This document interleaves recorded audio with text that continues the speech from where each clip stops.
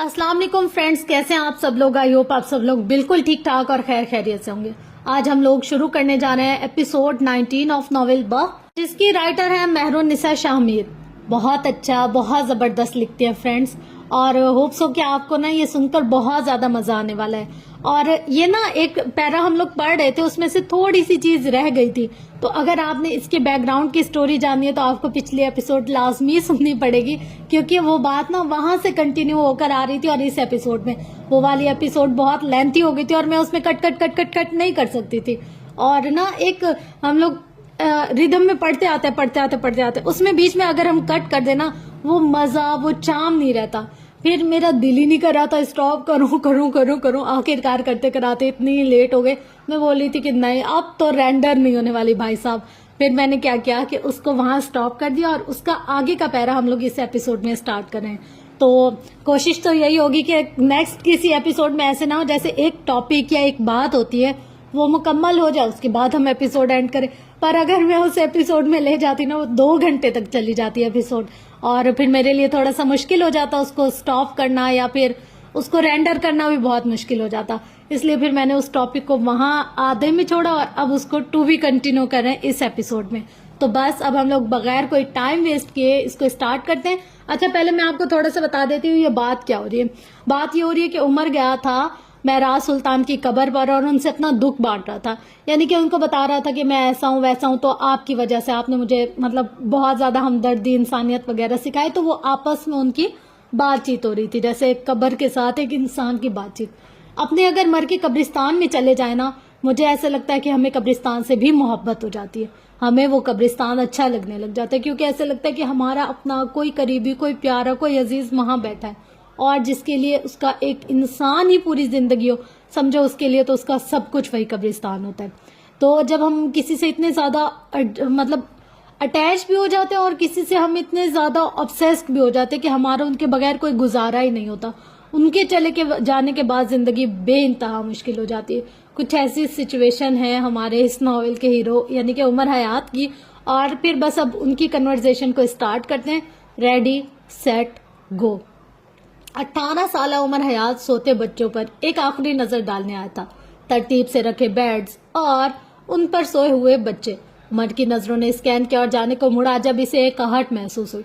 اس نے مڑ کر دیکھا، دیوار کے ساتھ رکھے ایک بیڈ پر کوئی 8 سالہ بچی آنکھیں میچے ہوئے تھی، شاید وہ دکھانا چاہ رہی تھی کہ وہ سو رہی ہے۔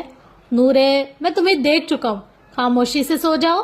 عمر اپنی جگہ سے پکارتا پھر گیا، وہ جو سونے کی اداکاری کر رہی تھی پٹ سے آنکھیں کھولے اٹھ بیٹھی۔ وہ 8 سالہ نورے تھی، سانولی، بھرے بھرے گالوں والا چہرہ، ہلکے گنگڈیلے بال، بڑی بڑی سی آنکھیں، اور سب سے بڑی اس کی زبان جس سے عمر عاجز تھا۔ وہ بولتی تھی اور بہت بولتی تھی، باقی بچوں کی طرح نہ عمر سے ڈرتی تھی نہ کتراتی تھی، بلکہ کمر پر ہاتھ رکھے بولتی ہی جاتی تھی، لڑاکا عورتوں کی طرح اسے اپنی ہر بات منوا لینی آتی تھی۔ نہ جانے کیوں لیکن عمر اس پر غصہ نہیں کرتا تھا، وہ بس اسے برداشت کرتا تھا۔ اس وقت بھی وہ بغیر آواز کے بیڈ سے اتر آئی، پھولدار فراک کو دونوں انگلیوں کی نوک سے پکڑ رکھا تھا۔ عمر چہرے پر بیزاری تاری کے اس کو اپنے پاس آتے دیکھ ہی گیا۔ اس کے قریب آ کر اس نے اپنے چھوٹے چھوٹے ہاتھ سے عمر کا ہاتھ پکڑ لیا تھا اور آگے بڑھنے لگی۔ یہ ایک اشارہ تھا کہ یہاں سے چلو۔ وہ نہ چاہتے ہوئے بھی اس کے پیچھے پیچھے چلنے لگا۔ وہ اس بچی پر غصہ نہیں کرتا تھا، آتا بھی نہیں تھا۔ راہداری سے گزر کر بڑے سے لان میں آ کر اس نے عمر کا ہاتھ چھوڑ دیا اور خود نیچے گھاس پر آلتی پالتی مار کر بیٹھ گئی۔ عمر کے ہاتھ کو بیٹھنے کا اشارہ کیا، وہ خود بیزار ظاہر کرتا بیٹھ گیا۔ اب کیا مسئلہ ہے تمہیں، کیوں لائی ہو مجھے؟ اس نے لہجے کو بیزار بنانا چاہا۔ نورے نے تعصب سے سر ہلایا۔ میں تمہیں کریکٹ کرنا چاہتی ہوں، تم دن بدن بہت بگڑتے جا رہے ہو، وہ رازداری سے کہنے لگی۔ عمر کے تو مانو پتنگے ہی لگے۔ اب تم کریکٹ کرو گی مجھے؟ ہاں، اور میں تم سے بڑا ہوں، آپ کہو، آئی سمجھ؟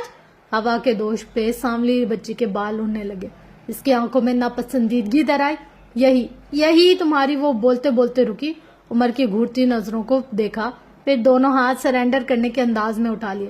یہی آپ کی بری عادت ہے، غصہ۔ آپ غصہ بہت کرتے ہیں، پتہ ہے ہمارے پیرنٹس نہیں ہیں، جب کوئی ڈانٹے تو ہم کس کو بتائیں گے؟ اور وہ جو تم لوگ میری جان عذاب میں ڈال دیتے ہو، اس کا کیا؟ ہاں اللہ رے، کیا کروں آپ کا؟ ہم تو بچے ہیں نا، تنگ تو کریں گے، آپ تو بڑے ہو۔ آپ کو پتا ہے آپ نے اس دن آنا کو ڈانٹا تو وہ کتنا روئی تھی؟ وہ کہہ رہی تھی کہ اس کا دل کرا وہ اپنے بابا کے ساتھ ان کی قبر، ان کی گریو میں جا کر سو جائے۔ عمر سن ہو گیا، نورے کہے گئی، اور پتہ ہے جب تم نے علی کو ڈانٹا وہ کہہ رہا تھا جیسے اس کے پیرنٹس جل گئے وہ خود کو بھی اسی طرح جلا لے گا تاکہ آئندہ تمہاری ڈانٹ نہ کھانی پڑے۔ میں نے نہ کہا، ہمارے پیرنٹس نہیں ہیں، ہمیں زیادہ ہرٹ ہوتا ہے۔ وہ ہاتھ ہلا ہلا کر بات کرتی تھی، اس کے لہجے میں گاڑی انگریزی کا عنصر تھا۔ میم، میرا یہ مقصد نہیں تھا۔ اس کے حلق سے پھنسی سی آواز نکلی۔ میں جانتی ہوں تمہارا یہ مقصد نہیں تھا، تم اچھے ہو، تم سٹینٹ ڈیول ہو۔ وہ رکی، عمر کی سوالیہ نظروں میں دیکھا۔ یہ نام ہم نے تمہیں دیا ہے، ہم سب نے ایک میٹنگ کی تھی، اس میں ہم سب نے مل کر تمہیں یہ نام دیا تھا۔ تم برے نہیں ہو، ہم جانتے ہیں تم نے ہمارے کھانے کے لیے کس طرح شیف سے فائٹ کی تھی، ہم سب کو کتنا اچھا لگا تھا۔ ہیون میں شیف کے فرائض سے انجام دینے والا آدمی بچوں کے لیے لایا جانے والا سارا گوشت باہر سے کہیں اور بھیج دیتا تھا اور بچوں کو دال سبزی پر ٹرکا دیتا تھا۔ یہ بات جب عمر کو معلوم ہوئی تو کیا ہوا، مجھے یہ بتانا چاہیے؟ نورے کہے جا رہی تھی اور عمر اس کے پاس بیٹھا اس کو سن رہا تھا۔ تم نے ہماری چاکلیٹ سمری کے لیے بھی تو ووٹ دیا تھا، اور سب سے بڑی بات تم نے اس ٹیوٹر کو بھی مار کر بھگا دیا تھا۔ وہی، وہ اس کے پاس جھکی آواز آہستہ کر لی، وہ جس کے بیڈ ٹچز ہم سب کو پسند نہیں تھے۔ بس اس دن ہم سب نے ایک میٹنگ رکھی اور اس میں تمہارا نام سٹینٹ ڈیول رکھ دیا۔ اس نے گویا بات ختم کر دی۔ عمر مسکرایا، ڈیول سینٹ نہیں ہوتے، یا تو اچھے ہوتے ہیں یا برائی، ان دونوں کے درمیان کچھ نہیں ہوتا۔ پاگل! اس نے نورے کے سر پر ہلکی سی چپت لگائی۔ نورے نے خفگی سے اس کو دیکھا۔ بال نہ خراب کرو میرے اچھا، اب آپ مجھ سے وعدہ کریں آپ کسی بچے کو نہیں ڈانٹیں گے، سب سے پیار محبت سے رہیں گے، کیونکہ میں نہیں چاہتی کہ کوئی میرے جانے کے بعد اگر کوئی میٹنگ ہو تو آپ کا نام صرف ڈیول رکھ دے، اچھا نہیں لگے گا مجھے۔ وہ مایوس ہوئی تھی۔ اور تم کہاں جا رہی ہو؟ نورے ایک پل کو رکی تھی۔ میں مرنے والی ہوں، اس نے عمر کے سر پر دھماکہ کیا تھا۔ کیا بکواس ہے؟ وہ غصہ ہوا۔ آپ کو معراج بابا نے بتایا نہیں جب کوئی بات کرتا ہے تو بیچ میں نہیں ٹوکتے؟ اس نے خفگی سے ٹوکا تھا، پھر کہنا جاری رکھا، ہاں تو میں کہہ رہی تھی میں مرنے والی ہوں، مجھے کینسر ہے۔ عمر سانس روک کے اس کو سنے گیا۔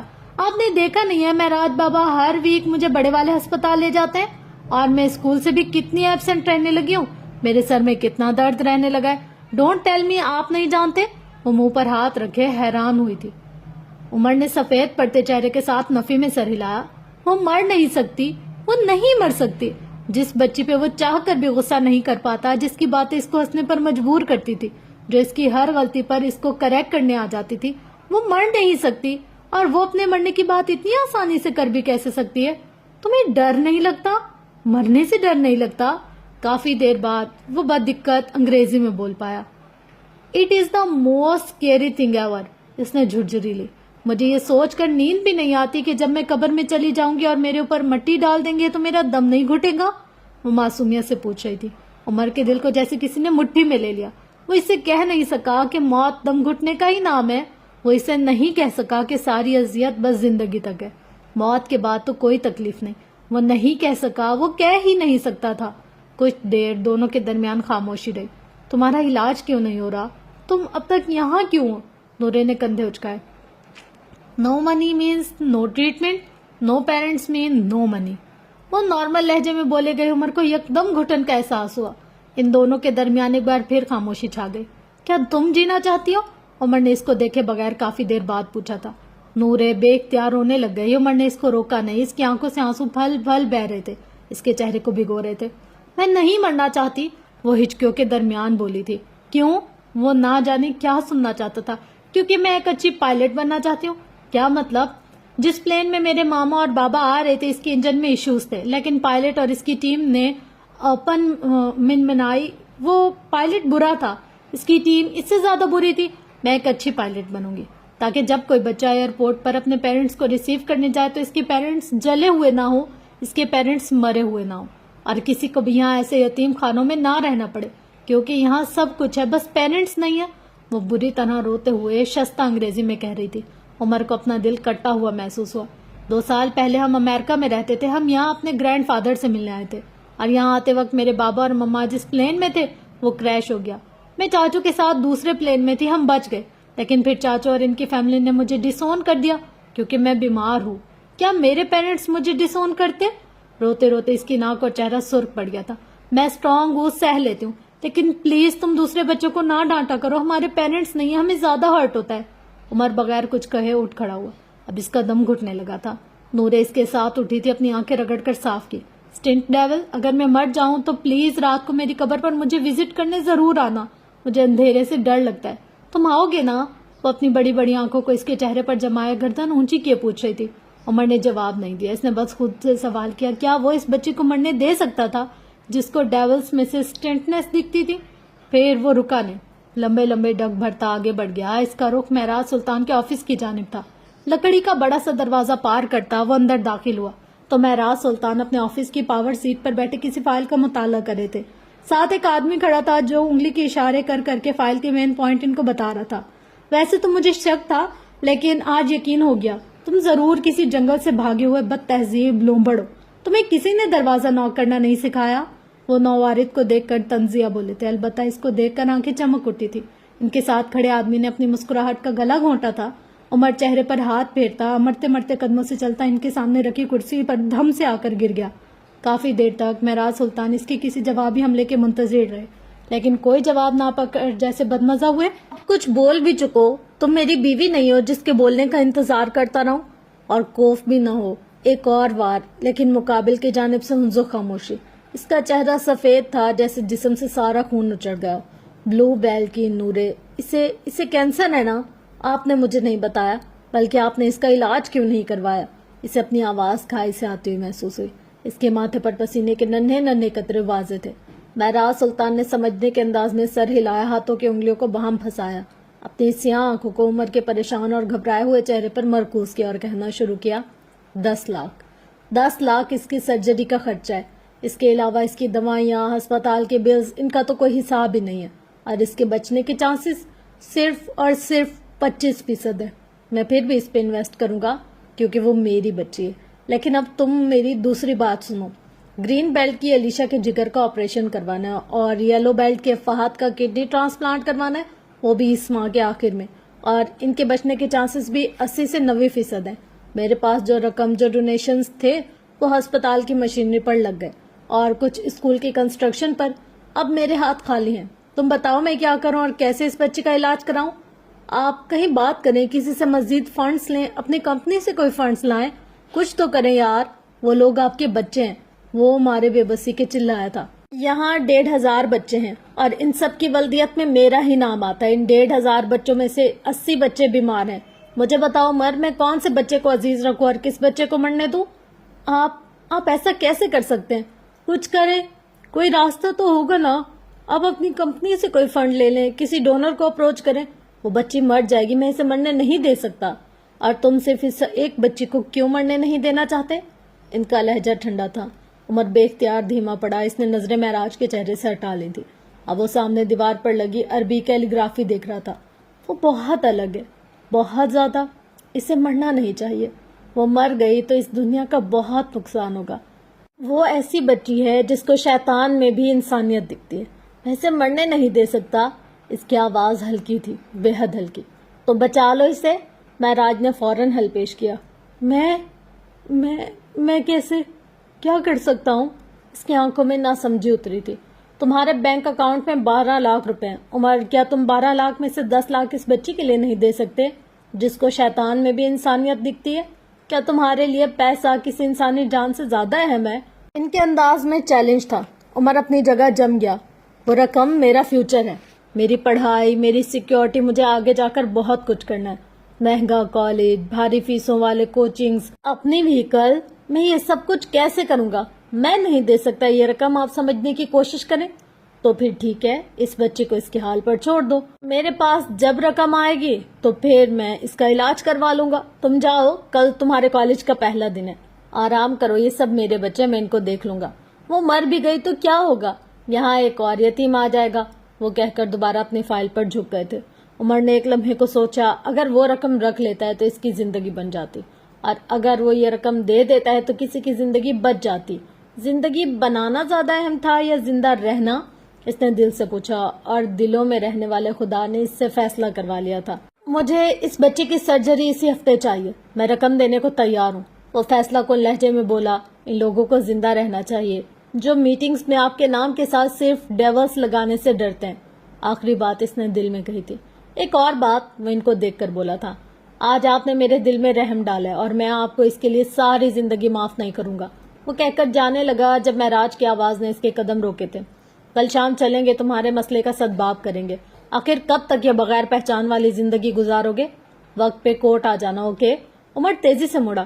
ہم کیا کرنے والے ہیں وہاں؟ کیا آپ نے کچھ پتہ لگایا ہے؟ کیا کوئی پلان ہے؟ کل کیوں؟ ابھی بات کرتے ہیں نا، کیا کریں گے ہم، کچھ بتائیں۔ وہ ان کی میز کے قریب کھڑا بے قراری سے پوچھا تھا۔ معراج نے ایک جتاتی نظر اپنی گھڑی پر ڈالی اور دوسری اس کے چہرے پر۔ رات کے 9 بجنے والے ہیں اور اس وقت میں ایک تابعدار شوہر کی طرح گھر جانے کے بجائے تم سے بات کرنا کیوں پسند کروں گا؟ ذرا روشنی ڈالو گے؟ ان کے لہجے میں واضح طنز تھا۔ عمر کلرز کر رہ گیا، پھر یکدم جیسے ذہن میں کچھ کلک ہوا۔ ویسے آپس کی بات ہے، جیسے جیسے آپ کی عمر بڑھتی جا رہی ہے زبان کی کڑواہٹ میں بھی اضافہ ہوتا جا رہا ہے۔ اپنی بیوی سے کہیں آپ کی چائے میں چینی کی مقدار ذرا بڑھا لے، دن بدن کریلے کی طرح زہریلے ہوتے جا رہے ہیں۔ بوڑھے جج صاحب، بوڑھے پر زور دیا۔ وہ بول کر محظوظ سا کھڑا مڑ گیا۔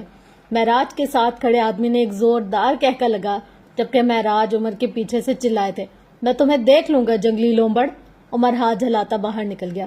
سر آپ نے اسے جھوٹ کیوں کہا؟ نورے بیٹی اور باقی بچوں کے علاج کے لیے تو آپ کے دوست نے فنڈز دے دیے ہیں، اور کل تو وہ ڈاکٹر نورے کی سرجری کی تاریخ دینے والا ہے کہ نہیں؟ معراج نے سر دوبارہ فائل پر جھکا لیا۔ اس کے اندر انسانیت کی خاطر کچھ بھی کر گزرنے کا جذبہ ہونا چاہیے۔ پیسے سے محبت ایک طرف، لیکن دھیان رہے کہ وہ پلڑا اتنا بھاری نہ ہو کہ تمہاری انسانیت کا پلڑا نیچے جھک جائے۔ انسانی جان ہر چیز سے زیادہ اہم ہونی چاہیے، ہر تعلق، ہر رشتے، ہر چیز سے بڑی۔ وہ کہتا ہے میں نے اس کے دل میں رحم ڈالا ہے، میری اتنی اوقات کہاں؟ دلوں کے فیصلے اللہ کرتا ہے، میں نے بس اس کو قربانی دینا سکھایا، یہ بھی اللہ کی طرف سے، اس نے مجھے وسیلہ بنایا ہے۔ بس میں نہیں چاہتا کہ وہ اپنی ضد اور اپنی عیاشی کے چکر میں انسانیت کھو دے اور مٹی کا بچتا ٹھیکر بن جائے، میں یہ افورڈ نہیں کر سکتا۔ وہ سنجیدگی سے کہہ کر سیدھے ہوئے تھے۔ تو کیا آپ اس کے پیسے واقعی لے لیں گے؟ معراج نے ہاتھ جھلایا تھا۔ ہاں، لے ہی نہ لوں، اس کی بلیک میلر ماں کو پتہ لگ گیا نا تو میری ساری عمر پیشہ بھگتاتے گزر جائے گی۔ نہ بھائی نہ، میں باز آیا ایسے پیسوں سے، واپس کر دوں گا کچھ وقت کے بعد۔ وہ کچھ اور بھی کہہ رہے تھے، لیکن آفس کے دروازے کے باہر کھڑے عمر حیات کے کان جیسے سن ہو گئے تھے۔ اس کے دل میں رحم تھا، کیا واقعی تھا؟ 10 سال بعد والے عمر حیات نے آنکھیں کھولنی تو سارے منظر پانی کے بلبلے کی طرح ہوا میں تحلیل ہو گئے۔ قبرستان کی ساکت ہوئی ہوائیں ایک بار پھر چلنے لگی۔ ان کے پاس ابھی اور بھی غم تھے۔ مؤذن فجر کی اذانیں دے کر سوئے ہوں کو جگا کر، روئی آنکھوں کو شفاف پانی سے دھلا کر، بٹھائے ہوئے کانوں تک حق کی آواز پہنچا کر اپنے گھروں کو لوٹ گیا تھا۔ ایسے میں سلطان منزل کے ایک کمرے میں اے سی کی کولنگ سے یک پڑتے کمرے میں وہ بھوری آنکھوں والی لڑکی جائے نماز پر بیٹھی دعا مانگ رہی تھی۔ ملکت جیسے اندھیرے میں اس کی صاف رنگت دمک رہی تھی۔ وہ دعا مانگ کر جیسے ہی اٹھی، اس کی آنکھوں کی پتلیاں یکدم ساکت ہو گئی، زبان جیسے مفلوج ہو گئی۔ سامنے ہی بیڈ پر اس کا بھوری آنکھوں والا شوہر نرم سی نظروں سے اسے دیکھ رہا تھا۔ اس کی آنکھوں میں کچی نیند سے اٹھنے کی داستان رقم تھی، بال بکھرے ہوئے تھے۔ میں نے آج نماز پڑھی ہے، میں روز نہیں پڑھتی، وہ ہکلانے لگی۔ اچھی لگ رہی ہو، سفیر کی نرم آواز پر اس کو اپنے حواس زائل ہوتے ہوئے محسوس ہوئے۔ یہ جو دوپٹہ تم نے لے رکھا ہے نا، یہ مجھے بہت پسند ہے، تم نماز پڑھا کرو اور ایسے ہی دوپٹہ لیا کرو، سوٹ کرتا ہے تم پہ۔ وہ اس کے چہرے پر نظریں جمائے بولا تھا۔ آپ کو میرے نماز پڑھنے سے کوئی مسئلہ نہیں ہے؟ مہرماں کو لگا تھا جیسے وہ اپنے پیروں پر نہیں کھڑی رہ سکے گی۔ سفیر کی آنکھوں میں حیرت ابھری تھی۔ مجھے نماز سے کیا مسئلہ ہو سکتا ہے؟ وہ بھی تمہارا دین، ہر انسان کا ذاتی مسئلہ ہے، بلکہ مجھے تو نماز پڑھنے والی لڑکیاں اچھی لگتی ہیں۔ تم آج مجھے زندگی میں پہلی بار سب سے اچھی لگی ہو، میں کافی دیر سے تمہیں دیکھ رہا ہوں، وہ مسکراتے ہوئے کہہ رہا تھا۔ مہرماں نے اپنے دل پر ہاتھ رکھا تھا۔ وہ کتنے دنوں بعد پہلے والا سفیر لگا تھا، وہی نرم لہجہ، وہی مسکراہٹ۔ تم آئندہ ایسا کرنا، میرے سامنے نماز پڑھا کرنا، میں تمہیں دیکھتا رہوں گا، اچھا لگتا ہے مجھے۔ اور ایسے دوستانہ انداز میں اس نے آخری بار کب بات کی تھی؟ مہرماں نے یاد کرنا چاہا، اس کی آنکھیں بے اختیار بھیگنے لگی۔ یہ شخص اس کے لیے کیا تھا، یہ تو کوئی اس سے پوچھتا۔ آپ کو تو نماز پڑھنے والی یہ لڑکیاں نہیں پسند؟ اے سی کی کولنگ اور ٹھنڈے فرش پر اس کے ننگے پیر اس کی ریڑھ کی ہڈی تک جمنے لگے تھے۔ سفیر کو اس ٹیمپریچر کی عادت تھی، لیکن اسے نہیں۔ اس کی سماعتوں میں فروا کی آواز گونج رہی تھی۔ وہ 4 عورتوں کے درمیان ایک پارٹی میں کھڑی فخر سے کہہ رہی تھی، میرے سفیر کو تو یہ 5 وقت کی نماز اور قرآن بس ایک پابندی لگتی ہے، بس وضو کر کے ایک نماز سے دوسری کے انتظار میں بیٹھے رہو، اپنی کوئی زندگی ہے یا نہیں؟ ویسے دین میں انسان کے لیے اپنے لیے بھی کوئی اسپیس ہونی چاہیے. واٹ یو سے؟ نہیں، مجھے کیوں ایسا لگے گا؟ سفیر کی آواز اس کو ہوش میں لائی تھی. Are you serious? میں ایسا کیوں کہوں گا؟ ٹھیک ہے، نماز نہیں پڑھتا، لیکن جو پڑھتا ہے اسے کیوں برا سمجھوں گا؟ وہ شخص معتجب تھا. مہرما کے سینے میں جیسے کسی نے گھونسا دے مارا ہو. اس نے اس شخص کے لیے خدا کو چھوڑ دیا. مجھے بس 2 طرح کی عورتیں نہیں پسند، ایک بد کردار، دوسری بزدل. دونوں ہی نسل خراب کرتی ہیں. بد کردار عورت اپنے سارے خاندان کو ذلیل کرواتی ہے اور بزدل عورت اپنے سارے خاندان کو بزدل بناتی ہے. وہ اپنے لیے سٹینڈ نہیں لیتی اور اس کی دیکھا دیکھی اس کے بچے، اس کے ساتھی بھی اسی کی طرح بنتے جاتے ہیں اور یہ سائیکل چلتا رہتا ہے. اس نے کہنا جاری رکھا. تم سے شادی نہ کرنے کی وجہ بھی یہی تھی، تم بزدل تھی. میں نے کبھی تمہیں اپنے لیے سٹینڈ لیتے نہیں دیکھا. اور حال ہے وہ تمہارے بالکل برعکس. وہ مجھے پسند کرتی تھی لیکن پھر بھی میری غلط بات کو غلط کہنے کا حوصلہ رکھتی تھی. وہ اپنے سے جڑے رشتوں کے لیے بھی سٹینڈ لیتی تھی. بزدل عورت سے مرد محبت کر سکتا ہے لیکن بہادر عورت سے عشق ہو جاتا ہے. مرد کبھی بھی اس عورت کا نہیں ہوتا جو اس سے ڈرتی جھجکتی ہو، اس کی باتیں بلا چو چرا مان لیتی ہو. مرد اس عورت کا ہوتا ہے جو اس کی آنکھوں میں آنکھیں ڈال کر اپنی بات منوانا جانتی ہو، جو مرد کی غلط بات کو غلط کہنے کا حوصلہ رکھتی ہو، جس کی زبان نہیں آنکھیں بات کرتی ہوں. ایسی عورت مرد کو پاگل کر دیتی ہے. مہر چند ثانیے اس کو دیکھتی رہی، پھر جب بولی تو اس کی آواز میں اندیشے تھے. کیا حالیں ایسی تھی؟ وہ رکی تھی. جو کسی مرد کو پاگل کر دے؟ اس کی آواز اسے خود ہی بیگانی لگی. سفیر گہری سانس بھرتا کمفرٹر خود سے ہٹاتا اٹھ کھڑا ہوا. اگر حالے بے وفا نہ ہوتی تو اس کو سب معاف تھا. اب خود اندازہ لگا لو وہ کیسی تھی. مہر کے دل کو دھکا سا لگا تھا جبکہ وہ بول کر باتھ روم کی جانب بڑھ گیا. پھر دروازے پر رکا. اس کے سر میں ایک ٹیس سی اٹھی. وہ چوکھٹ کو تھامے سر پر ہاتھ رکھے وہیں ٹھہر سا گیا. مہرما جلدی سے اس کے قریب پہنچی. کیا ہوا؟ آپ ٹھیک تو ہے نا؟ وہ پریشان ہو اٹھی تھی. آپ کی طبیعت خراب ہے تو ہم ڈاکٹر کے پاس چلتے ہیں؟ وہ اس کے بازو پر ہاتھ رکھے فکر مندی سے کہہ رہی تھی. پتہ نہیں کیا ہوا ہے، کل رات سے یہی ہو رہا ہے. شاید ڈرنک کی وجہ سے. وہ اب تک سر کو ہاتھوں میں پکڑے کھڑا تھا. پہلے تو کبھی ایسا نہیں ہوا لیکن اب جتنا پیوں اتنا کم لگتا ہے. سمجھ نہیں آ رہا کیا کروں. اس نے تفصیلی جواب دیا. آپ یہ سب چھوڑ کیوں نہیں دیتے؟ آخر آپ کو میری کوئی پرواہ ہے یا نہیں؟ کیوں میری کوئی بات نہیں سنتے آپ؟ وہ بے بسی سے پھٹ پڑی تھی. سفیر نے سرخ ڈوروں والی آنکھیں اٹھا کر اس کو دیکھا. تم نہ میری محبت اور نہ میرا عشق. تم ایک انچاہی بیوی ہو اور انچاہی بیویوں کو یا تو گزارے کرنے پڑتے ہیں یا پھر طلاقیں لینی پڑتی ہیں. میں دونوں باتوں میں راضی ہوں. تم بتاؤ تم کیا چاہتی ہو؟ اس کے لہجے میں تضحیق تھی. مہر نے گیلی آنکھیں اٹھا کر اس کو دیکھا تھا. میرا کیا قصور ہے سفیر؟ کیا آپ سے محبت کرنا میرا قصور ہے؟ سفیر نے اس کا بازو سختی سے دبوچ لیا تھا. تمہارا قصور یہ ہے کہ تم محبت میں لالچی ہو گئی ہو. تمہارا قصور یہ ہے کہ تم نے اپنی بہن کے منگیتر سے شادی کرنے کی حامی بھر لی، یہ جانتے ہوئے بھی کہ وہ کسی کی بے وفائی سے ڈسا ہوا بٹا ہوا مرد ہے. تمہارا قصور یہ ہے کہ تم نیڈی اور ڈیسپریٹ ہو گئے ہو. تمہارا قصور یہ ہے کہ تم نے حالے بننا چاہا. اگر تم مہرما بنتی تو آج شاید میرے دل میں کہیں نہ کہیں تمہارا کوئی مقام ہوتا. لیکن تم مہرما، تم نے اپنی عزت نہیں کی. تم نے کسی اور کا نقاب اوڑھ کر میرے دل میں داخل ہونا چاہا. وہ بول رہا تھا اور مہرما دم سادے اس کو سنے جا رہی تھی. تمہیں کیا لگتا ہے میں کچھ نہیں سمجھ سکا؟ تمہاری ڈریسنگ، تمہارا بولنا، تمہاری باتیں، تم نے ہر چیز کو حالے کے انداز سے جوڑ لیا. تم مجھے بار بار شراب چھوڑنے کا کہتی رہی. کیا تمہیں واقعی لگا کہ میں صرف کہنے سے چھوڑ دوں گا؟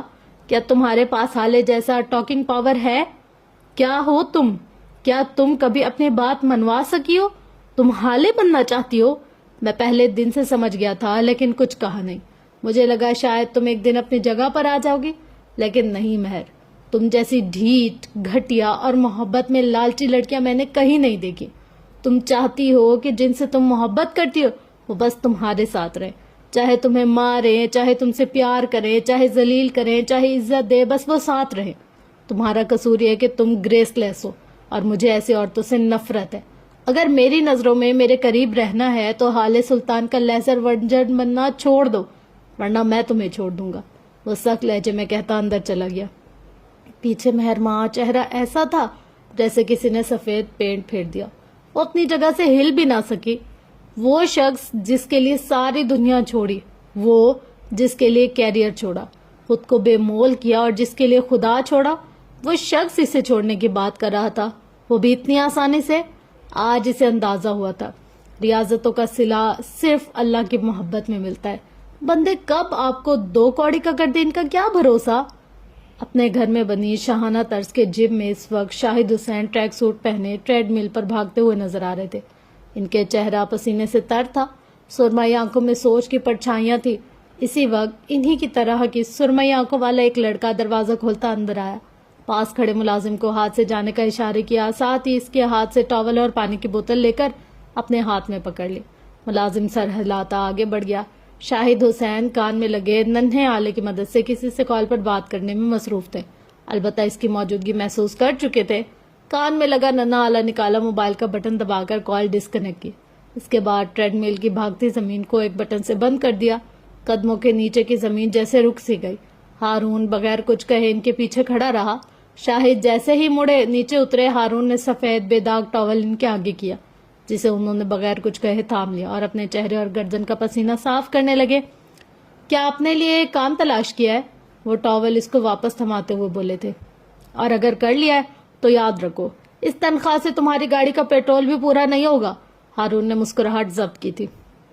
میں اگر یہ کام کروں گا تو کسی خوبصورت لڑکی کے لیے۔ آپ جیسے عمر رسیدہ آدمی بولتے بہت ہے اور مجھے سننے کی عادت بہت کم ہے، وہ ان کے قریب جھک کر کہہ رہا تھا۔ ان بوڑھے ہاتھوں میں اب بھی اتنی طاقت ہے کہ تمہاری ہڈی پسلی ایک کر سکوں۔ پھر کیا ارادہ ہے ہارون صاحب؟ بولتے ہوئے انہوں نے ہارون کے ہاتھ سے پانی کی بوتل لے لی اور آگے بڑھ گئے۔ ہارون نے منہ کے زاویے بگاڑے تھے۔ اچھا چھوڑیں یہ سب، مجھے بات کرنی ہے آپ سے، وہ ان کے پیچھے جاتے ہوئے بول رہا تھا۔ ابھی 7:30 بج رہے ہیں، میرے فریش ہونے کا وقت ہے۔ فکس 8 بجے میں ناشتہ کروں گا اور 8:30 بجے مجھے آفس کے لیے نکلنا ہے۔ تمہاری طرح بے روزگار نہیں ہوں میں۔ اپنے موبائل کو دیکھتے ہوئے آگے بڑھے جا رہے تھے۔ ہارون ان کے پیچھے پیچھے تھا۔ یار پپا رک جائے نا، بات تو سن لینا۔ جانتا ہوں آفس میں بہت کام ہے، آپ کے منتظر بہت کچھ ہے، بس چند جھوٹ ہی تو۔ شاہد حسین کی گھورتی آنکھیں نے اس کی زبان کو بریک لگائی۔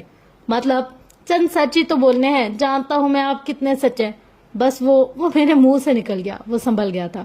ان جھوٹوں کے مجھے پیسے ملتے ہیں، وہی پیسے جن سے تمہارے خرچے پورے ہو رہے ہیں۔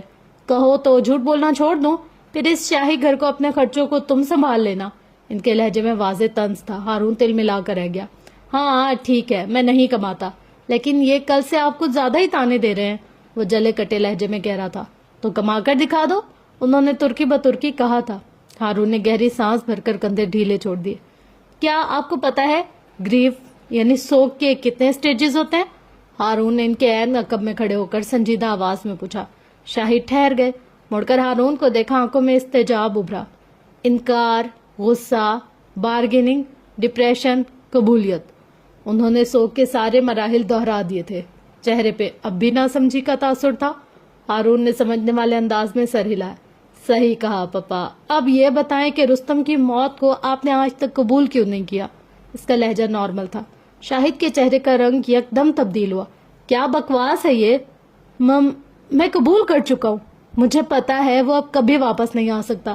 میں مان چکا ہوں ایک طوفان آیا اور میری سب سے قیمتی چیز لے گیا۔ تم کیا بکواس کر رہے ہو؟ ان کے لہجے میں دبا دبا غصہ تھا۔ ہارون 2 قدم آگے آیا، ان کی آنکھوں میں دیکھا اور کہنا شروع کیا۔ سوگ کے آخری مرحلے قبولیت کے 2 مراحل ہوتے ہیں۔ پہلا، آپ مان لیتے ہیں جو انسان آپ کی زندگی سے چلا گیا وہ چلا گیا اور اب وہ واپس نہیں آئے گا، اور آپ اس کے بغیر جینے کی کوشش کرتے ہیں۔ دوسرا، آپ مان لیتے ہیں کہ جو انسان آپ کی زندگی سے چلا گیا وہ اب نہیں آئے گا، اور شاہد سانس روک کے اسے سن رہے تھے۔ جم خانے میں ہارون کی آواز گونج رہی تھی۔ اور آپ اس کو کسی اور طرح ڈھونڈنا شروع کر دیتے ہیں، کسی اور میں اس کا عکس، اس کی پرچھائی، اس کی شبیہ ڈھونڈنے لگ جاتے ہیں، جس طرح آپ نے رستم کے بعد مجھ میں ڈھونڈی۔ شاہد کو لگا جیسے کسی نے ان کے منہ پر زوردار تھپڑ دے مارا۔ وہ گنگ ہو گئے، زبان تالو سے چپک گئی۔ یہ کیسا نقاب تھا جو آج اترا تھا؟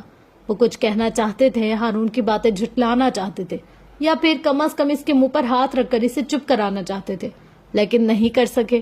وہ لٹھے کے مانند سفید چہرہ لیے سے بولتے ہوئے سنے گئے۔ آپ نے ہارون کو رستم بنانا چاہا، حالانکہ یہ ایسا تھا جیسے زمین کو آسمان سے ملانا۔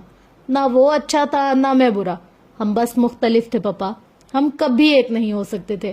نہ وہ ہارون بن سکتا تھا نہ میں رستم۔ اسے اللہ نے اپنی باتوں اور ذہانت سے لوگوں کے دل جیتنے بھیجا تھا۔ اور مجھے کسی کی زندگی میں رنگ بھرنے. صرف اتنی سی بات ہے اور سمجھ ہی نہیں سکے آپ. اس کے لہجے میں طنز نہیں تھا, آواز بھی بلند نہیں تھی, وہ بس بتا رہا تھا. شاہد کو اپنے پیروں پر کھڑے ہونا مشکل لگا. اس کے جانے کے بعد آپ نے مجھ سے وہی سب ایکسپیکٹ کیا جو رستم کر سکتا تھا. گریڈ سے لے کر کپڑوں تک, بولنے سے لے کر کھانے پینے, ہنسنے بولنے تک. آپ نے ہر جگہ مجھے اس کے جیسا بنانا چاہا. او, میں نے کوشش کی, خدا کی قسم میں نے کوشش کی. I tried my best. اس نے گردن جھکا لی. لیکن میں اس جیسا نہیں بن سکا یار, میں اس کے جیسا نہیں تھا. میں ہارون ہوں اور مجھے رنگوں کے لیے بنایا گیا تھا. I swear میں وہ نہیں کر سکا جو آپ چاہتے تھے. میں نے آپ کا فیوریٹ بیٹا مار دیا. I'm sorry. شاہد خاموش ہو گئے, کچھ نہیں کہہ سکے. کیا ان کے پاس کہنے کو کچھ تھا؟ کافی دیر بعد ہارون نے گردن اٹھائی تھی. شاہد کی ویران آنکھوں میں دیکھا. میں اپنے لیے خود کوئی فیصلہ لینا چاہتا ہوں تاکہ میں بعد میں اگر پچھتاؤں تو وہ میرے اکیلے کا پچھتاوا ہو. اس کا لہجہ اب کے سنجیدہ تھا. شاہد اس کو دیکھتے ہوئے نیچے بچھے ہوئے رگ پر بیٹھ گئے. ہارون بھی ان کے ساتھ بیٹھ گیا, ٹانگیں سمیٹ کر. لیکن مجھے کچھ وقت چاہیے پپا. میری ساری زندگی پلان شدہ تھی. حالے اور میں اور ہماری زندگی, ہم کوئی ریسٹورینٹ کھول لیتے یا کچھ اور کر لیتے, لیکن جو بھی ہوتا ہم ساتھ ہوتے. آہستہ آہستہ کہہ رہا تھا. شاہد بغور سے سن رہے تھے. 24 سال کی ساری پلاننگ ایک دم سے جیسے ختم ہو گئی. اگلے 24 سال کی پلاننگ کے لیے 24 دن تو چاہیے ہوں گے نا. اس نے جیسے تائید چاہی تھی. حالے میری زندگی کو اورینٹڈ کرتی تھی, وہ چلی گئی ہے پپا. آپ سوچے تو صحیح, ہارون حالے کے بغیر رہ رہا ہے. یہ کیا کسی معجزے سے کم ہے؟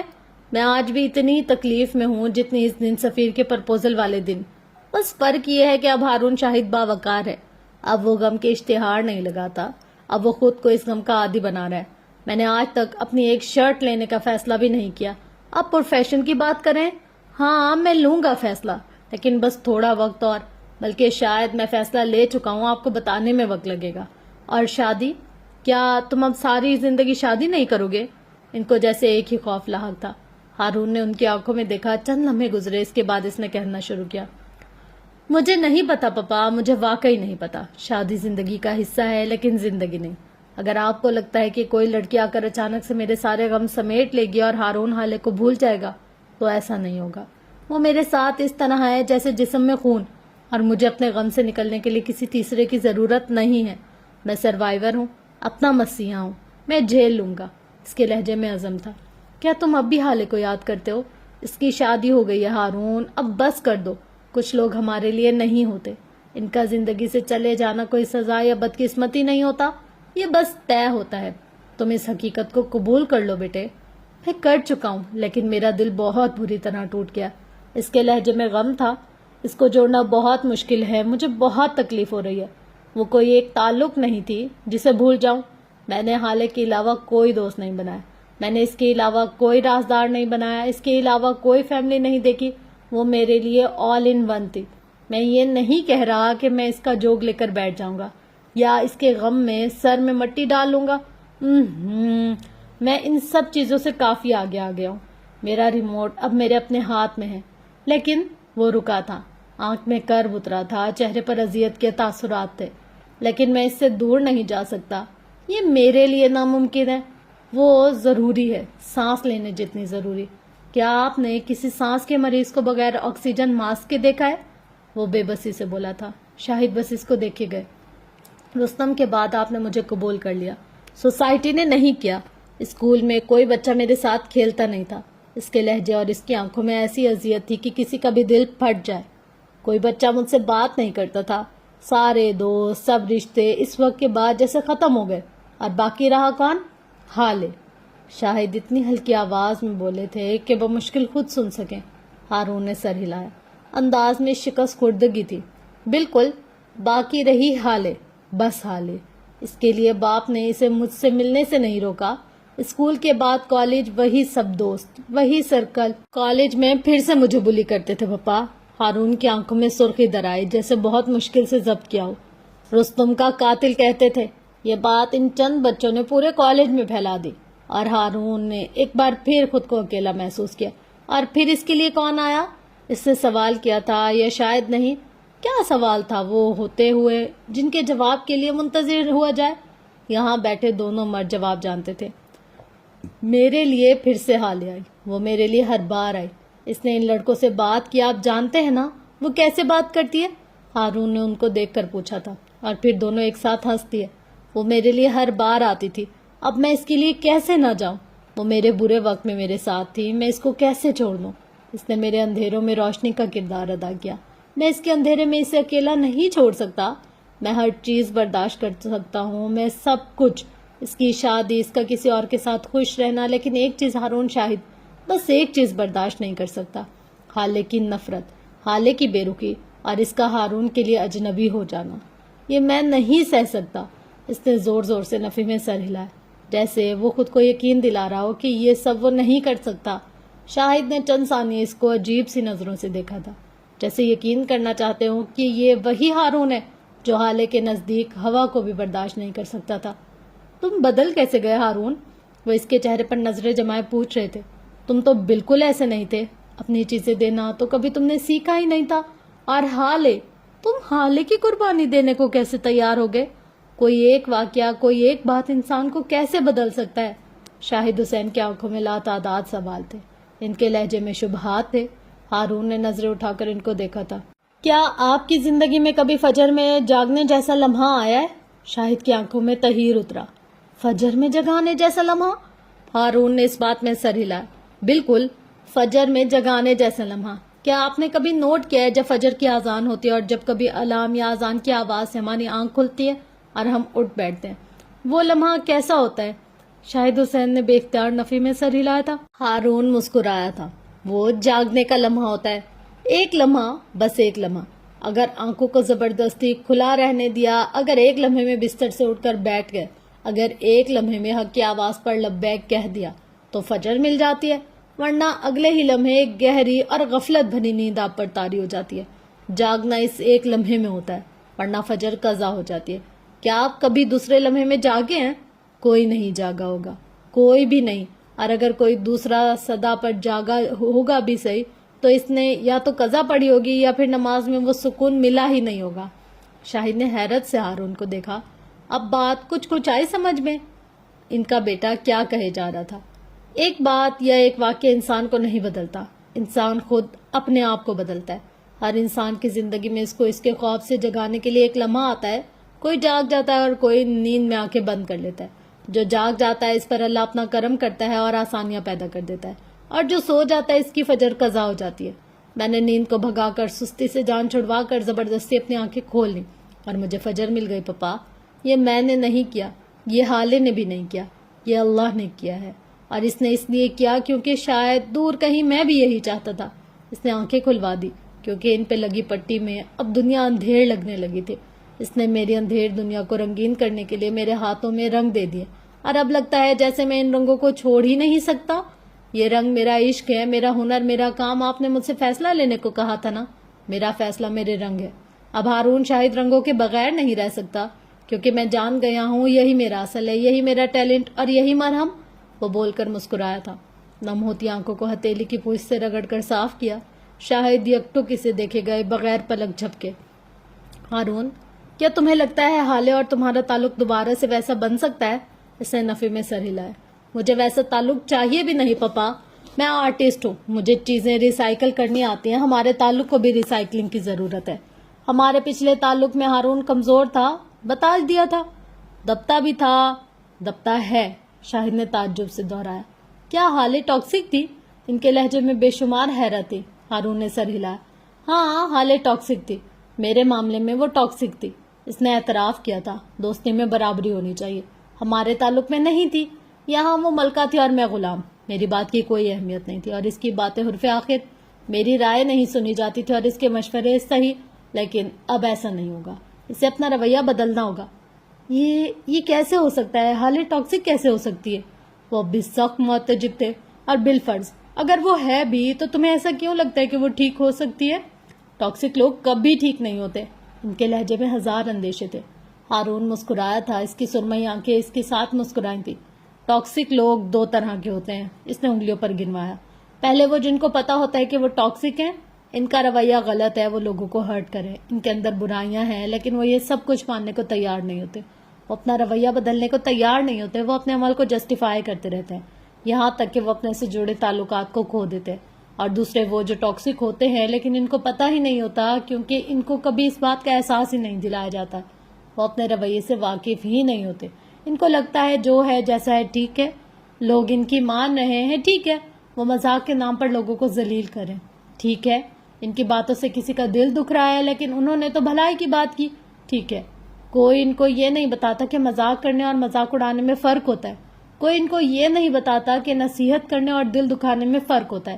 ایک دن جب انہیں پتہ لگ جاتا ہے تو پہلے وہ شاکڈ ہوتے ہیں، پھر انکار کرتے ہیں، پھر شرمندہ، اور آخر میں وہ مان لیتے ہیں کہ وہ غلط تھے، وہ اپنا رویہ درست کر لیتے ہیں اور رشتے بچا لیتے ہیں۔ ایسے لوگ انمول ہوتے ہیں۔ وہ سانس لینے کو رکا۔ حالے بھی ایسی ہی ہے، مجھے یقین ہے جب میں اسے احساس دلاؤں گا وہ خود کو درست کر لے گی، کیونکہ اب ہارون کو برابری چاہیے، کیونکہ اب ہارون فجر کی اذان میں ہونے والی پہلی صدا پر جا گیا ہے۔ شاہد اس کو دیکھ کر مسکرائے تھے۔ ہارون کی کلفت جیسے دور ہوئی۔ تمہیں لگتا ہے پینٹنگ تمہارے خرچے جھیل سکے گی؟ کیا تم اس کمائی سے زندگی گزار سکو گے؟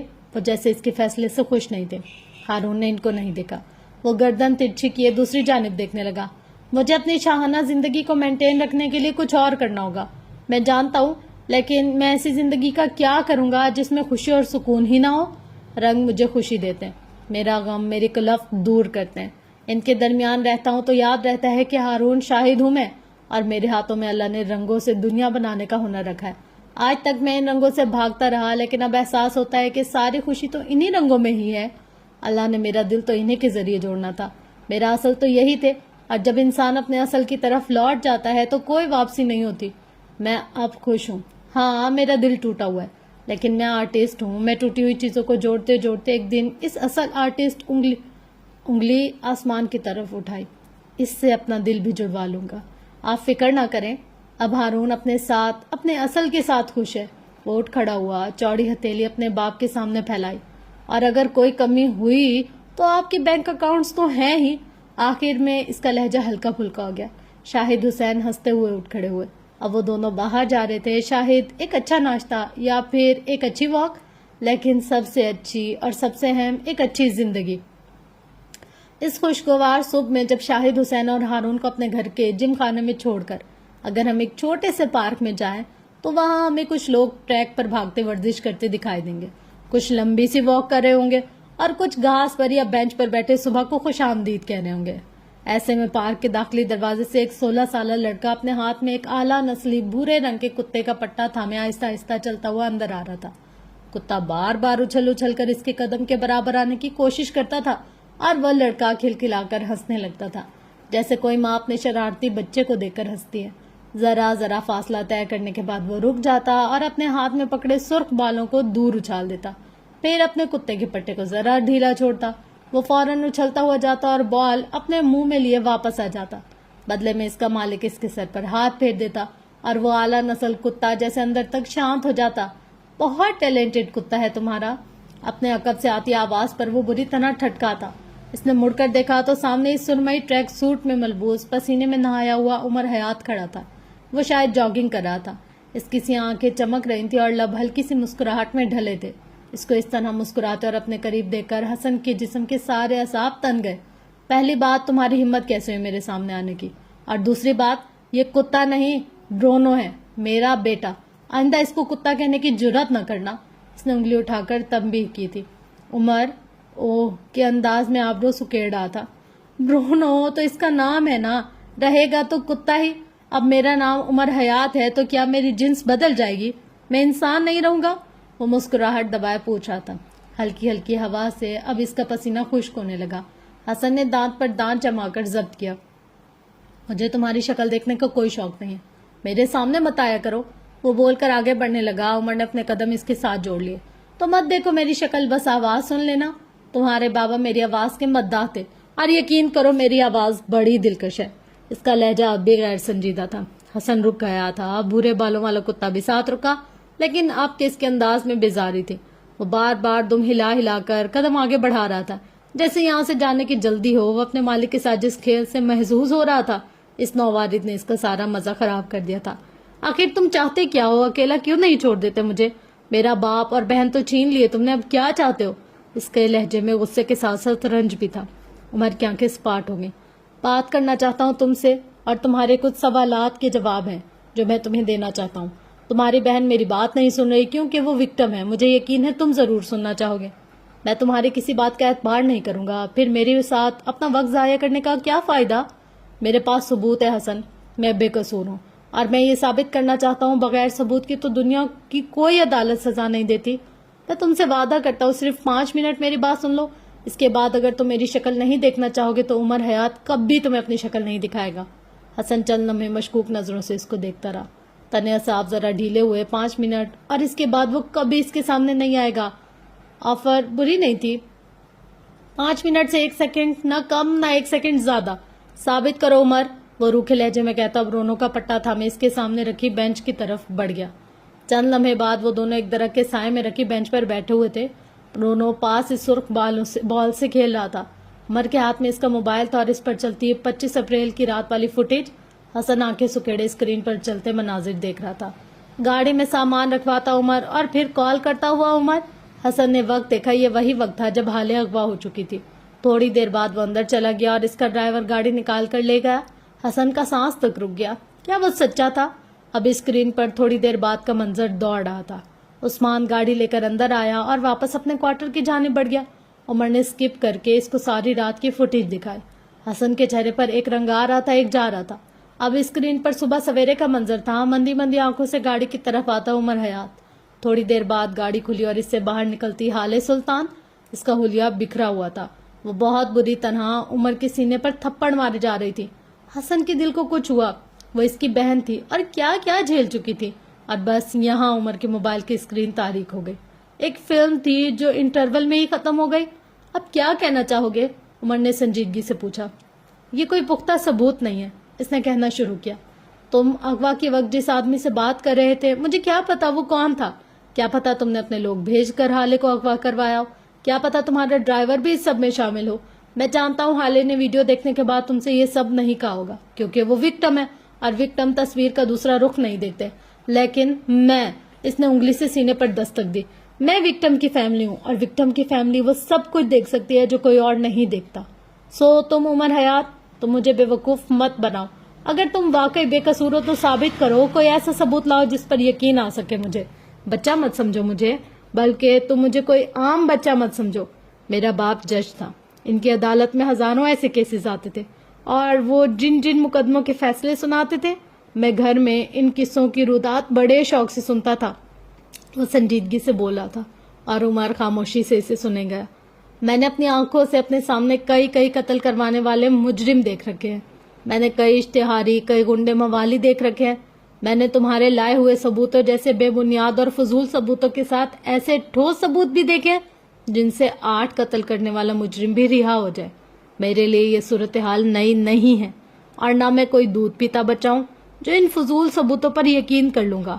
یا تو مجرم لاؤ یا پھر ثبوت. اب اس کے پہلے میرے سامنے مت آنا. اس کا لہجہ بے نیاز تھا.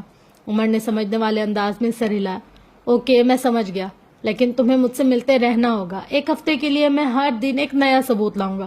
تم یقین کرو یا نہ کرو بس دیکھ لیا کرنا اور جب تمہارا دل چاہے میرے حق میں فیصلہ سنا دینا. ایسا کبھی نہیں ہوگا. حسن نے اس کی بات کاٹی. عمر نے کہنا جاری رکھا. اور اگر میرے لائے ہوئے کسی بھی ثبوت پر یقین نہ آیا تو میں آئندہ کبھی تمہارے سامنے نہیں آؤں گا. Deal done. اس نے بول کر اپنا ہاتھ آگے بڑھایا. حسن نے ایک نظر اس کے چہرے کو دیکھا اور پھر اس کے بڑے ہوئے ہاتھ کو اور پھر اگلی نظر اس کے پیر پر گئی. یہاں اس کی آنکھوں کی پتلیاں ٹھہر گئیں. اس کے پیروں میں جو سفید جوگرز تھے ان کی چمک اس بات کی گواہ تھی کہ آج ان کا فرسٹ ویئر ہے. یہ جوتے یہ برالی کی نئی کلیکشن ہے نا. اس فروری میں ریلیز ہوئی تھی یہ کلیکشن ہے نا. اور اس کے جوتوں کو 27 سے دیکھتے ہوئے کہہ رہا تھا. البتہ انداز میں یا چہرے پر کوئی حسد نہیں تھا. اگر کچھ تھا تو بس ستائش. عمر نے ایک نظر اپنے بے داغ سفید جاگرز کو دیکھا پھر نظر اٹھا کر حسن کی جانب دیکھا. ہاں یہ وہی ہیں. 8 لاکھ یہ بہت قیمت ہے نا ان کی. وہ اب بھی اس کے جوتوں کو دیکھ رہا تھا. عمر نے اس بات میں سر ہلایا. اتنے مہنگے ہیں کہ ان کو پہنتے ہوئے بھی ڈر لگتا ہوگا کہیں سے کوئی ٹانکا نہ ادھر جائے. وہ مسکرا کر بولا تھا. حسن مسکرا بھی نہ سکا. اس کی نظر اب عمر کے ہاتھ پر بندھی رسٹ واچ پر تھی. تمہاری تنخواہ اتنی تو نہیں کہ تم اتنے مہنگے جوتے افورڈ کر سکو اور تمہارے ہاتھ میں جو گھڑی ہے یہ 6 لاکھ کی ہے. تم انہیں اپنی تنخواہ سے نہیں لے سکتے. کیا تم رشوت لیتے ہو؟ وہ اس کی آنکھوں میں دیکھتا سنجیدگی سے پوچھ رہا تھا۔ عمر کے کان سرخ ہو گئے، چہرے کا رنگ بدلا تھا۔ بچے، میں تم سے پیار سے بات کر رہا ہوں، اس کا مطلب یہ نہیں کہ تم مجھ پہ اتنے پرسنل اٹیک کرو۔ میری جاب، میرا کام ہے، میری محبت تمہیں مجھ سے بات کرتے ہوئے یہ حق بالکل بھی نہیں کہ تم میرے کام کے متعلق مجھے کرپٹ کہو۔ آئندہ خیال رکھنا، میں برداشت نہیں کروں گا۔ اس کا لہجہ سخت نہیں تھا تو نرم بھی نہیں تھا۔ حسن بے اختیار گڑبڑا گیا۔ میرا یہ مطلب نہیں تھا۔ زبان سے نکلی پہلی بات دل سے نکلی ہوئی ہوتی ہے، وہ جھوٹ نہیں ہوتی۔ میرا یہ مطلب نہیں تھا، یہ دل سے نکلی بات کو کور اپ کرنے کے لیے کہا جاتا ہے، اور یہ آپ کی کہی ہوئی بات سے زیادہ برا لگتا ہے۔ تمہارا یہی مطلب تھا۔ ہر وہ انسان جس کو بات کے آخر میں کہنا پڑے میرا یہ مطلب نہیں تھا، یا مجھے یہ نہیں کہنا چاہیے تھا، وہ بہت برا اصلاح کار ہے یا بہت برا نصیحت کرنے والا ہوتا ہے۔ آپ کے منہ سے جو بات نکلی آپ وہی کہنا چاہتے تھے، اور جب آپ وہی کہنا چاہتے تھے تو اپنے الفاظوں کو اون کریں۔ وہ بول کر خاموش ہوا تو ان دونوں کے درمیان خاموشی چھا گئی۔ 5 منٹ 25 منٹ میں بدل چکے تھے، لیکن ان دونوں کو احساس ہی نہیں ہوا۔ تھوڑی دیر بعد عمر نے خود ہی بولنا شروع کیا۔ کیا تمہارے پاس بھی ایسے جوتے ہیں؟ اس کے لہجے میں چند منٹ پہلے والی بات کا کوئی عنصر نہیں تھا۔ اس نے سلسلہ کلام وہیں سے جوڑ لیا۔ حسن نے نفی میں سر ہلایا۔ اس کے چہرے پر اداسی دوڑ گئی۔ بابا نے کہا تھا اگر میرے گریڈز اس بار بھی اچھے آئے تو وہ مجھے یہی جوتے گفٹ کریں گے۔ وہ رک گیا۔ گریڈ اچھے آئے؟ بہت اچھے، لیکن بابا نہیں رہے۔ تو تم نے اتنا انتظار کیوں کیا؟ خود خرید لیتے، اچھی خاصی پاکٹ منی ہوگی تمہاری۔ نہیں، یہ وقت سوگ منانے کا نہیں تھا، سو اس نے بات پلٹ دی۔ میری پاکٹ منی بین ہو گئی تھی 3 ماہ پہلے ہی۔ میں تو خود حالے کے خرچے پر چل رہا ہوں، بلکہ چل رہا تھا۔ اس نے جیسے تصحیح کی۔ اب تو میرے پاس بہن بھی نہیں ہے، تھینکس ٹو یو۔ اس کا لہجہ بس بے بسی بھرا تھا، طنز بھی تھا۔ عمر نے جیسے اثر ہی نہ لیا۔ تمہاری بہن، کیا ان کی پاکٹ منی بین نہیں ہوئی تھی؟ وہ اس سے چند ہلکی پھلکی باتیں کرنا چاہتا تھا۔ وہ بچہ تھا، آخر بہل ہی جاتا۔ حسن ایک دم جیسے پرجوش ہو گیا۔ لو، اسے بھلا بابا کی پاکٹ منی سے فرق کب پڑتا تھا؟ اس کے پاس دادا جان کے کارڈز تھے، ماموں اس کے اکاؤنٹ میں ہر مہینے اتنے پیسے ڈلواتے تھے جتنے ہارون بھائی کے اکاؤنٹ میں۔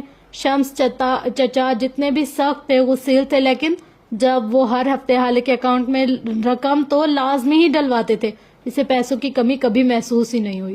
وہ شہزادی تھی، اس کے پاس ہر چیز تھی، وہ فخر سے بتا رہا تھا۔ عمر نے اس کے چہرے کو دیکھا، وہاں معصومیت بھرا جوش تھا۔ کیا تمہیں کبھی ان سے حسد نہیں ہوا، یا کبھی برا نہیں لگا کہ اس کے پاس اتنا پیسہ ہے تو تمہارے پاس کیوں نہیں؟ کبھی خیال نہیں آیا؟ اس نے زور زور سے نفی میں سر ہلایا۔ بالکل بھی نہیں۔ بابا نے مجھے کہا تھا یہ اس کا بخت ہے جو اس کے لیے لکھا گیا، اسے مل رہا ہے اور مل کر رہے گا۔ اسے شہزادی بنا کر بھیجا گیا، اور مجھے عام انسان۔ نہ وہ خاص ہے نہ میں گرا پڑا، بس اس کا بخت الگ تھا اور میرا الگ۔ کسی کا بخت وہ واحد چیز ہے جسے آپ چاہ کر بھی چھین نہیں سکتے۔ سو حسد کرنے سے بہتر ہے دعا کریں اور محنت کریں۔ جو چیز آپ کو چاہیے اسے اللہ سے مانگ لیں۔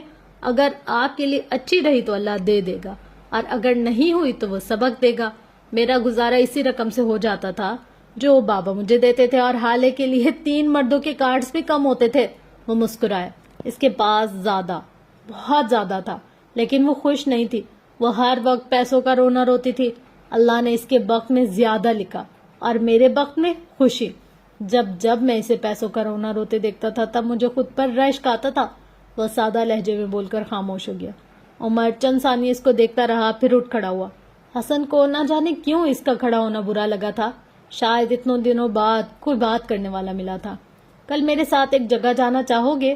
اس نے کھڑے ہوتے ہوئے پوچھا۔ میں تمہارے ساتھ کیوں جاؤں گا؟ تمہیں لگتا ہے اگر ہم نے 1-2 بار بیٹھ کر بات کر لی تو کیا ہم دوست بن گئے؟ ٹھیک ہے، میں حالے کی طرح آنکھیں بند کر کے ایک ہی بات کو بلیم نہیں کرتا، لیکن میں اب بھی تمہیں پسند نہیں کرتا اور نہ اعتبار کرتا ہوں۔ اسی وقت برونو عمر کے قریب آیا اور اپنا سر اس کے گھٹنے سے رگڑا۔ عمر بدک کر دور ہٹا۔ ہٹاؤ اس کو، اس کتے کو دور ہٹاؤ مجھ سے، مجھے کتے نہیں پسند۔ وہ اس سے دور ہوتے ہوئے ناپسندیدگی سے کہہ رہا تھا۔ سن کر حسن نے ناگواری سے اس کو دیکھا۔ پہلی بات، یہ کتا نہیں میرا بیٹا ہے، اور دوسری بات یہ چاہتا ہے تم یہاں سے چلے جاؤ، میری طرح یہ بھی تمہیں پسند نہیں کرتا۔ ناگواری سے کہتا وہ آگے آیا اور برونو کے سامنے گھٹنوں کے بل بیٹھ گیا اور اس کی پیٹھ سے ہلانے لگا۔ عمر نے اس کے خود سے دور ہونے پر سکھ کا سانس لیا۔ اپنے بیٹے سے کہہ دو مجھ سے دور رہا کرے۔ اور ایک بات اور، وہ گھڑی تمہارے بابا نے مجھے CSS کے کلیئر کرنے پر دی تھی، حسن کا برونو کی پیٹھ سہلاتا ہاتھ رک گیا تھا، لیکن اس نے گردن نہیں اٹھائی۔ اور یہ جوتے تمہارے بابا نے مجھے میرے برتھ ڈے کا ایڈوانس گفٹ دیے تھے۔ اب کے حسن نے گردن اٹھائی تھی، آنکھوں میں بے یقینی ابھری۔ عمر کہے گیا، کیا اب میں تمہارے لیے قابل اعتبار ہوں؟ کیا آپ میرے ساتھ جانا چاہو گے؟ حسن کا سر خود بخود اس بات میں ہلا تھا، ہونٹ اب بھی ہلکے ہوا ہوئے تھے۔ وہ جن جوتوں کے لیے اس کے باپ نے اسے 3 ماہ انتظار کروایا، وہی جوتے کسی کو ایڈوانس برتھ ڈے گفٹ کر دیے۔ کون تھا یہ شخص؟ تم کون ہو؟ اس کے لب ہلے، ہلکے سے پھڑ پڑائے۔ عمر کی آنکھوں میں شیطانی سی چمک در آئی۔ پہلے مجھے آپ کہنا سیکھو، پھر بتاؤں گا۔ اور ہاں، کل اپنے کتے کو ساتھ مت لانا، تپانے والے لہجے میں کہا اور مڑ گیا۔ مر کر بھی آپ نہیں کہوں گا، سمجھے؟ اور یہ کتا نہیں، میرا بیٹا ہے، وہ پیچھے سے چلایا تھا۔ عمر ہاتھ جلاتا آگے بڑھ گیا۔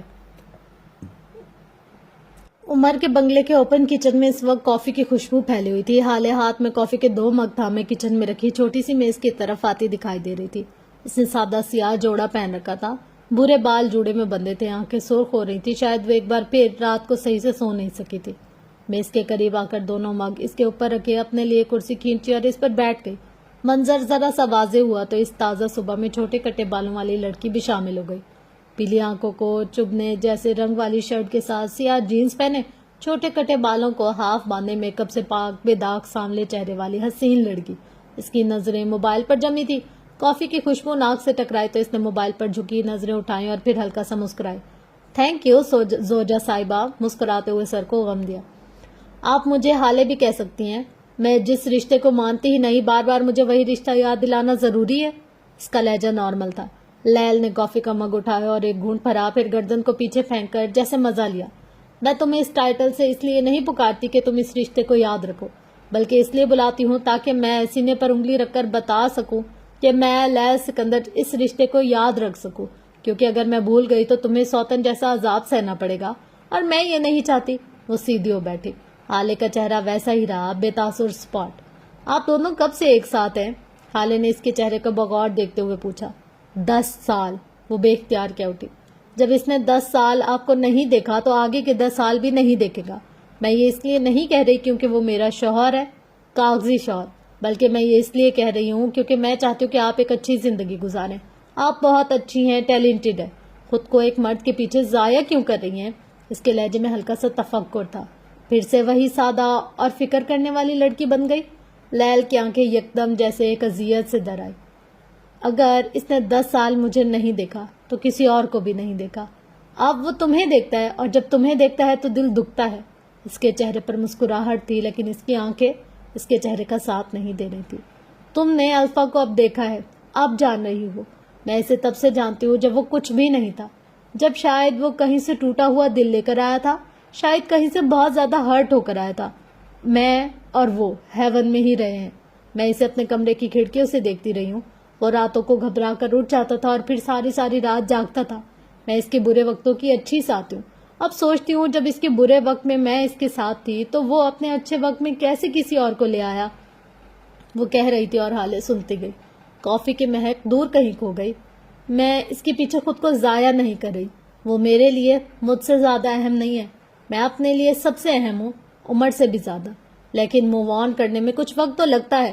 میں بس وہی وقت لے رہی ہوں۔ میں تم دونوں کے بیچ میں کبھی نہیں آؤں گی، پریشان نہ ہو۔ آخر میں اس نے جیسے ہاتھ اٹھا کر تسلی دی۔ حالے مسکرا دی۔ میں اس کے لیے پریشان نہیں ہوتی، وہ میرے لیے کبھی بھی اتنا اہم نہیں ہوگا۔ اگر آپ کو وہ چاہیے تو آپ انتظار کر لیں، ہماری طلاق بہت جلد ہو جائے گی۔ تم ایسا اس لیے کہہ رہی ہو کیونکہ تم ابھی عمر کو جانتی نہیں ہو۔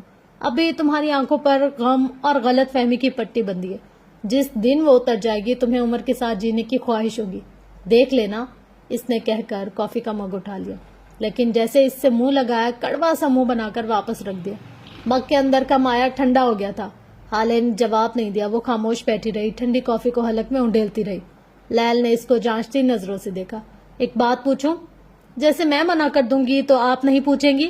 حالے نے اس کو دیکھے بغیر جواب دیا۔ تو یہ تھی آج کی ایپیسوڈ۔ ہوپ سو کہ آپ کو یہ ایپیسوڈ پسند آئی ہوگی۔ اس ایپیسوڈ میں ایسا بہت کچھ ہے جو میں آپ لوگ کے ساتھ شیئر کرنا چاہتی ہوں یا جس پر میں ریویو دینا چاہتی ہوں، لیکن کچھ چیزیں ایسی ہیں کہ جن کو نا مجھے دیکھ کر مطلب آپ لوگ کے ساتھ شیئر کرنے کا دل کیا۔ سب سے پہلا پوائنٹ یہ کہ ہم نا کبھی کبھی بہت غلط کر جاتے ہیں اپنے دوستوں کے ساتھ. اب میں آپ کے ساتھ اپنا ریسنٹ کا ایک واقعہ شیئر کروں. ایک دوست ہے میری بہت اچھی، اور اس بات کا گلٹ ابھی بھی میرے دل میں. مطلب وہ میری ایسی دوست ہے نا کہ میں اس کے لیے جان دے سکتی ہوں اور وہ میرے لیے جان دے سکتی ہے. اتنی اچھی، ہر دکھ میں، سکھ میں، غم میں، خوشی میں ہم ایک ساتھ ہوتے ہیں. پر وہ نا تھوڑی جھلی ٹائپ سی ہے. میں اس سے بھی زیادہ جھلی ہوں، لیکن کسی سچویشن کی بات کر رہی ہوں کہ وہ جھلی ٹائپ سی ہے. تو اس نے ڈریس پہنا ہوا تھا ایسا کہ جو وہ عموماً نہیں پہنتی، لیکن ایک اسپیسیفک ایونٹ میں پہنا ہوا تھا. اور اس پوائنٹ پر اس کی بہت عزت ہے. جس جگہ اس نے وہ ڈریس پہنا ہوا تھا، اس جگہ، اس مقام پر اس کی بہت عزت ہے. اور مجھے یہ تھا کہ یار کوئی پیٹھ پیچھے میری دوست کو برا کہے یا اس کی برائی کرے، اس سے پہلے میں اسے تھوڑی سی گائیڈنس دے دوں. مجھے یہ عقل نہیں آئی کہ یار مجھے اگر اس کو سمجھانا ہے تو میں اس کو سائڈ پر لے جا کر سمجھاؤں یا الگ میں اس کو فون کر کر بول دوں. میں نے ایسا نہیں کیا. وہ جہاں تھی، جس پوائنٹ پر تھی، میں اس کو وہیں پر ٹوکنے لگے کہ یہ تم نے کیا پہنا ہے، کیسا پہنا ہے. اور اس بات کا گلٹ آج تک میرے دل میں آ رہا ہے. مطلب ریسنٹ کی یہ بات ہے، پر وہ بات میرے دل سے جا ہی نہیں رہی. شاید مجھے لگتا ہے کہ اس نے اس بات کو اتنا زیادہ فیل نہیں کیا ہو، پر مجھے وہ بات رہ کر اتنی کھلتی جا رہی ہے. اب میری نیت بری نہیں تھی، میں یہ نہیں چاہتی تھی کہ میں اس کو ہرٹ کروں یا اس کو نیچا دکھاؤں یا اس کو برا کہوں. بالکل بھی نہیں، قطعی نہیں. لیکن نا انکانشیسلی، مطلب مجھے اتنی ٹوکنے کی عادت ہو گئی اس کو کہ میں نے اس کو یہ کہہ دیا. اور بعد میں خود ابھی بھی اتنی زیادہ گلٹ فیل کر رہی ہوں اور اتنی زیادہ شرمندہ ہوں خود سے بھی اور اس سے بھی. بار بار سوچ رہی ہوں اس کو کال کروں، اس سے معافی مانگوں یا اس کو ایکسکیوز کروں یا کیا. جب میں یہاں پر دیکھ رہی تھی نا کہ ہمیں اگر اپنے دوستوں کی اصلاح کرنی ہے تو علیحدہ میں جا کر کریں، یا پھر اس طرح کے جو ورڈز آ رہے تھے اور جو باتیں آ رہی تھی نا، تو میں اس سے خود کو ریلیٹ کر پا رہی تھی. اب پوچھے کیوں؟ دیکھیں، ہم لوگ کبھی کبھی نا ایسا ہوتا ہے کہ ہم دیکھتے ہیں یار ہمارے فرینڈ یا ہمارے کوئی جاننے والا یا ہمارا کوئی پیارا کچھ ایسی چیز کر رہا ہے کہ جو اس کے لیے صحیح نہیں ہے یا جو اس کی پرسنالٹی کے حساب سے سوٹ نہیں کرتی. ہم ویٹ نہیں کرتے کہ یار اس کو بعد میں بتا دیں گے، آن سپاٹ بولنے کی کیا ضرورت ہے. ہم یہ چیز نہیں دیکھتے، ہم اسی وقت اس کو کہنا شروع کر دیتے کہ یار کوئی اور بولے اس سے پہلے ہم بول دیں. اگر کوئی اور اس کو بولے گا نا، اس کو اتنی تکلیف نہیں ہوگی جتنی کہ ہم اس کو بولیں گے اسے تکلیف ہوگی. مجھے اپنی یہ چیز بہت بری لگی اور میں انشاءاللہ اب اپنی اس چیز پر کام کروں گی. دیکھیں، ہر ایپیسوڈ میں نا کوئی ایک نہ ایک بات، ایک نہ ایک ٹاپک ایسا لیتی ہوں جس میں سوچتی ہوں کہ میں اپنی اس میں کیا اصلاح کر سکتی ہوں. کیونکہ جب ہم دنیا کی اصلاح کے لیے نکلتے ہیں نا، تو وہ سب سے پہلے اپنے آپ سے شروع کرنی چاہیے. جب ہم ہی صحیح نہیں ہیں تو ہم کیسے ہی کسی کو صحیح کر سکتے ہیں. کوئی بھی ناول ہو، کسی بھی رائٹر کا ہو، کچھ بھی ہو، میں اس میں یہ سوچتی ہوں کہ یار اس میں میرے لیے کیا بات ہے، اس بات میں، اس ٹاپک میں میرے لیے کیا ایسا ہے کہ جس کو مجھے چینج کرنا چاہیے، جو میری پرسنالٹی کے حساب سے میچ نہیں کرتا، جو ایسا ہے کہ یار یہ خود میرے اندر فالٹ ہے، میں کسی اور کو کیسے گائیڈ کر سکتی ہوں. تو یہ چیز میں اپنے آپ میں درست کروں گی بہت زیادہ. اور دوسرا یہ، جیسے حالے اور ہارون کی بات ہے کہ حالے ہر بات میں اپنی ڈومیننس شو کرتی ہے کہ یار میں یہ، میں وہ، میں ایسی. میں اپنے دوست کے معاملے میں بھی ایسی ہوں. پر اب میں نے خود سے اور دل میں اس سے وعدہ کیا اور اللہ تعالیٰ سے سوری بھی کی ہے اور معذرت بھی بہت زیادہ کی ہے کہ میں نیکسٹ ٹائم ایسا نہیں کروں گی. مطلب میری اسپیکنگ سکلز یا میری بات زیادہ ورتھیبل ہے اس کے سامنے، یا میری کریڈیبلٹی زیادہ ہے اس کے سامنے. تو جب میں بات کرتی ہوں تو وہ اس کو رسپیکٹ دیتی ہے. پر میں اس چیز میں یہ بھول جاتی ہوں کہ یار اس کی بھی کوئی رسپیکٹ ہے، اس کا بھی کوئی مقام ہے زمانے میں، معاشرے میں، دنیا میں، لوگوں کے سامنے. میں کون ہوتی ہوں اس کو سب کے سامنے گائیڈ کرنے والی؟ چاہے جو وہ میری دوست ہے، چاہے وہ مجھ سے کتنا پیار کرتی ہے، چاہے وہ میری بات کی کتنی ہی رسپیکٹ کرتی ہے، پر مجھے تو اپنی رسپیکٹ خود قائم کرنی ہے نا. اگر میں 4 لوگوں کے سامنے اپنی دوست کو ایسے کہہ رہی ہوں کہ یہ ڈریس تم پہ اچھا نہیں لگ رہا یا تمہاری پرسنالٹی کے ساتھ میچ نہیں ہے، تو میں کون ہوتی ہوں ایسا کہنے والی؟ مجھے کوئی حق نہیں ہے کہ میں اپنی دوست کو ایسے کہوں. اور اگر میں نے کہا ہے تو میں نے یہ بہت غلط کیا ہے. اسی طریقے سے آپ لوگ بھی ہیں. ہم لوگ بہت دفعہ یہ غلطی کر لیتے ہیں، کبھی کبھی جان بوجھ کے اور کبھی کبھی انجانے میں. خیر مجھ سے تو جو ہوئی بہت زیادہ انجانے میں، اور مجھے اس کا ریگریٹ بھی ہے، اور انشاءاللہ میں کوشش کروں گی کہ میں اس کو صحیح کر سکوں. لیکن اگر آپ لوگوں میں سے کوئی بھی ایسا کر رہا ہے اپنی دوستوں کے ساتھ تو پلیز مت کریں. یہ جو دوستی کے رشتے ہوتے ہیں نا بہت خوبصورت ہوتے ہیں. ایک دفعہ اگر کھو جائیں، چلے جائیں تو ان کی ریپلیسمنٹ ہی نہیں ملتے انسان کو. انسان سوچتا رہ جاتا ہے، پر ایسا خوبصورت رشتے یا خوبصورت لوگ کبھی نہیں آتے ہماری زندگی میں. تو میں نے تو یہ سوچا ہے کہ میں صبح اپنی دوست کو فون کروں گی اور اس کو بولوں گی کہ یار ریئلی سوری، مجھے ایسا نہیں کرنا چاہیے تھا. بظاہر اس نے مجھے کچھ بھی نہیں کہا، لیکن جو انسان کا اپنا آپ ہوتا ہے نا، جو یہ ریئلائزیشن ہوتی ہے، یہ سب سے زیادہ تکلیف دہ ہے. مطلب جب ہمیں ہماری غلطی، ہمارا قصور ہمارا دل خود بتا دیتا ہے نا، اس سے زیادہ بڑی کوئی ججمنٹ ہوتی ہی نہیں ہے. کوئی ہمیں لاکھ ٹوکے روکے کچھ بھی کہے، جو چیز ہمیں ہمارے دل نے کہہ دی اس سے بڑھ کر تو کوئی بات ہی نہیں ہوتی. تو یہ تھی فرینڈز آج کی ایپیسوڈ. اس ٹاپک کو ہم نیکسٹ ایپیسوڈ پہ کنٹینیو کریں گے. تب تک کے لیے اپنا گرد و نواح لویال کا بہت زیادہ خیال رکھے گا اور مجھے اپنی دعا میں بہت زیادہ یاد رکھے گا. Love you all. اللہ حافظ.